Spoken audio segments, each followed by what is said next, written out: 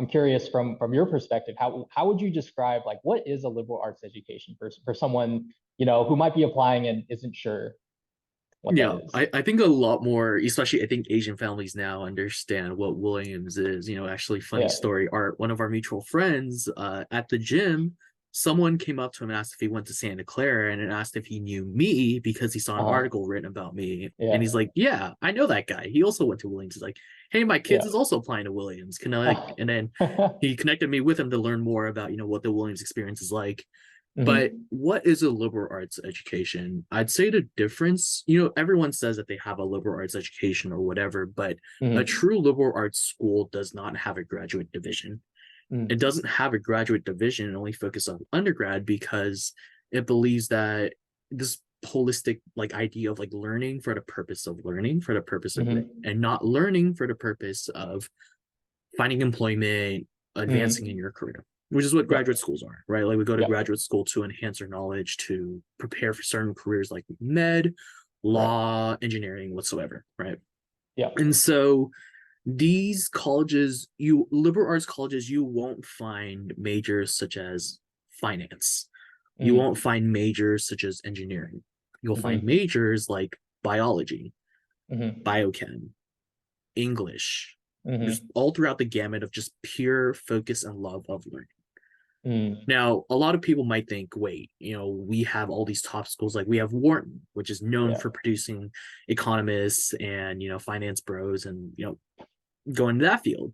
We Yeah. have USC, produces a lot of strong engineers, produces a lot of strong actors and actresses. Like these are colleges designed to go into these industries. So now when you have like this liberal, like people think aren't liberal arts students then put behind?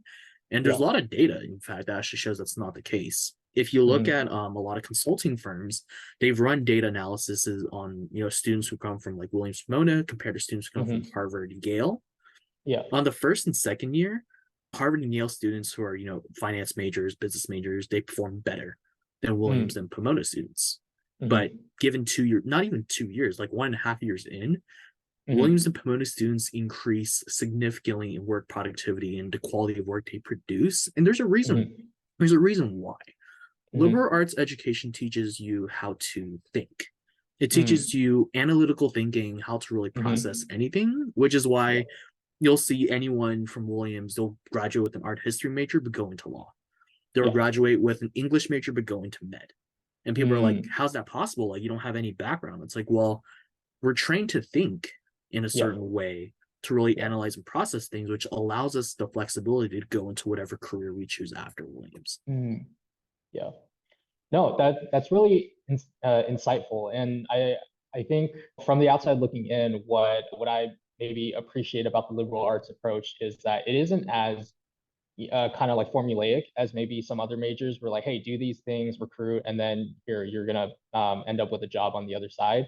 I Right. think it feels like for students going through liberal arts curriculum, you're more accustomed to kind of dealing with more ambiguity. You're developing your analytical skills, maybe even a little bit of like an entrepreneurial mindset, and trying to figure out, hey, like how am I going to apply like what I'm doing into this field that maybe is not one to one. Maybe the connection isn't clear, so Exactly. I have to like figure it out for myself.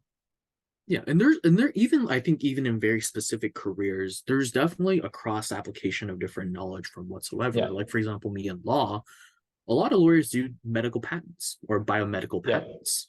Having that hmm, biomedical knowledge of chemistry, biology, physics, whatever, that helps. And at hmm, Williams, you could be a bio major, but you could take a bunch of English classes. There's yeah, obviously some requirements we still have to make. So what we did at Williams was we separated our classes into Div 1, Div 2, Div 3. yeah, Div 1 was English language arts, and Div 2 was social sciences, and Div 3 was hmm, math and science.